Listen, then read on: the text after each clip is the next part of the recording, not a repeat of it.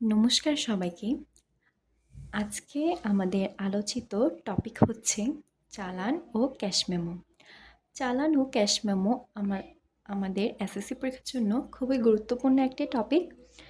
আজকে আমি চেষ্টা করব যতটুকু সম্ভব চালান এবং ক্যাশ মেমো বিষয়টি পরিষ্কার করে দেওয়ার জন্য।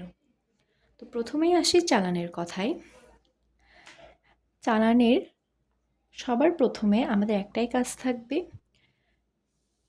আমাদের এই ডায়াগ্রামটা এঁকে ফেলতে হবে।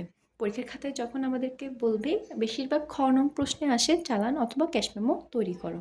তো আমরা কি করব, প্রথমে এই ডায়াগ্রামটা আমাদের মুখস্থ থাকতে হবে। তবে এই জিনিসটায় মুখস্থ করার তেমন কিছুই নেই, যদি বোঝা যায় তাহলে ইজিলি উত্তর করা যায়।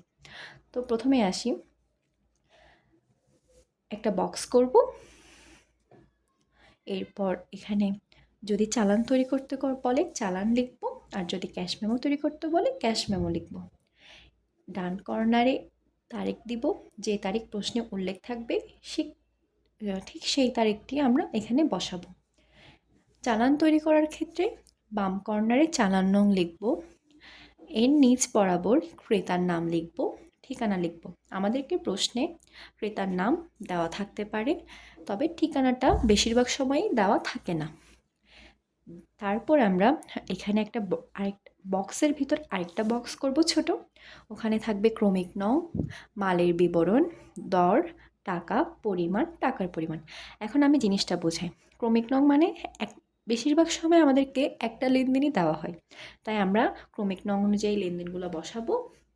মালের বিবরণ, ধরুন আমাদেরকে কিছু একটা ক্রয় করেছি, ওটার একটা বিবরণ দিতে হবে, সংক্ষিপ্ত বিবরণ।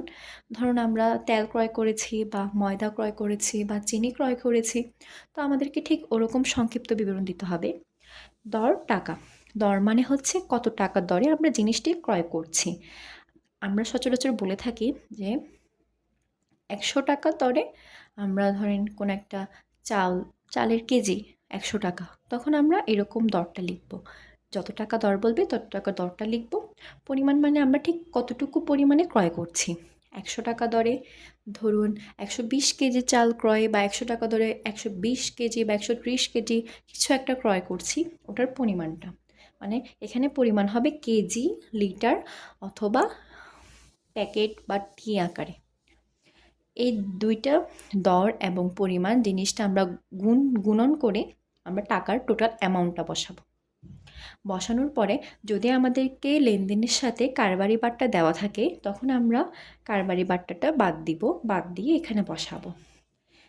এতটুকু কাজ হয়ে যাওয়ার পরে আমরা টাকা কথায়, এখানে যে অ্যামাউন্টটা আসবে সেটা আমরা এখানে কথায় লিখব।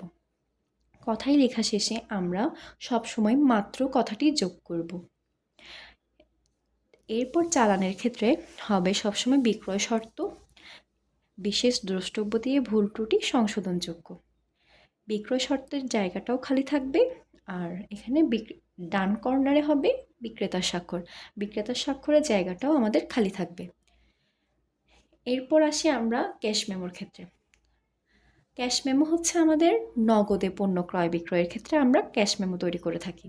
যে কোনো ব্যবসায় প্রতিষ্ঠান নগদে পণ্য যখন ক্রয় বিক্রয় করে তখন তারা ক্যাশ মেমো তৈরি করে, আর ধারে পণ্য ক্রয় বিক্রয়ের জন্য চালান তৈরি করা হয়। তাহলে চালান হচ্ছে ধারে আর ক্যাশ মেমো হচ্ছে নগদে। ক্যাশ মেমো আর চালান জিনিসটা আপনারা এখানে টোটাল জিনিসটা দেখলেই বুঝতে পারবেন যে এখানে কিছু জিনিস সিমিলার। যেমন ক্যাশ মেমোর ক্ষেত্রেও তারিখ লিখতে হবে, আবার এখানে উপরে জাস্ট ক্যাশ মেমো নামটা চেঞ্জ হবে। এখানে আবার বাম কর্নারে ক্রেতার নামটাও সেম থাকবে, ঠিকানাও সেম থাকবে।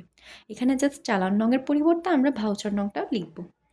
এরপর ক্রমিক নং, মালের বিবরণ, দর, টাকা, পরিমাণ, টাকার পরিমাণ সব কোনো পরিবর্তন হবে না। এখানে যে আবার ক্যাশ মেমোর ক্ষেত্রে যে টাকার পরিমাণটা আসবে ঠিক সেম টাকার কথাটা আমরা এখানে লিখব। এবার ক্যাশ মেমোর ক্ষেত্রে, চালানের ক্ষেত্রে আমরা এখানে যে বিক্রয় শর্তটি পেয়েছি সেটা আমরা ক্যাশ মেমোর ক্ষেত্রে ক্রেতার স্বাক্ষর লিখব। মানে আমাদের ক্যাশ মেমোর সময় আমরা আর বিক্রয় শর্ত জিনিসটা লিখতে পারবো না, আমাদের লিখতে হবে ক্রেতার স্বাক্ষর। আর বিশেষ দ্রষ্টব্য দিয়ে আমরা বিক্রিত পণ্য ফেরত নেওয়া হয় না লিখব। কারণ আমরা জানি নগদে যদি পণ্য ক্রয় বিক্রয় করা হয় তখন আর বিক্রিত পণ্যটা আমরা ফেরত নিতে পারি না। যদি ধারে পণ্য ক্রয় বিক্রয় করা হয় তখন আমরা বিক্রিত পণ্যটা ফেরত দিতে পারি অথবা ফেরত নিতে পারি। কারণ আমরা জানি ক্রয় ফেরত ও বিক্রয় ফেরতের জন্য সে লেনদেনটি ধারে হতে হয় অবশ্যই।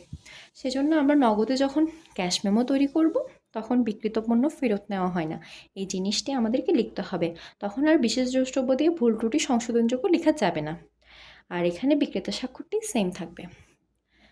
তাহলে আমরা এখন টোটাল সামারি করলে পাবো চালানের ক্ষেত্রে হচ্ছে কালো লেখার লেখাগুলো, আর ক্যাশ মেমোর ক্ষেত্রে জাস্ট যেখানে আমি লাল কালি দিয়ে লিখেছি জাস্ট সেটাই পরিবর্তন হবে, বাকি সব কিছু একই থাকবে।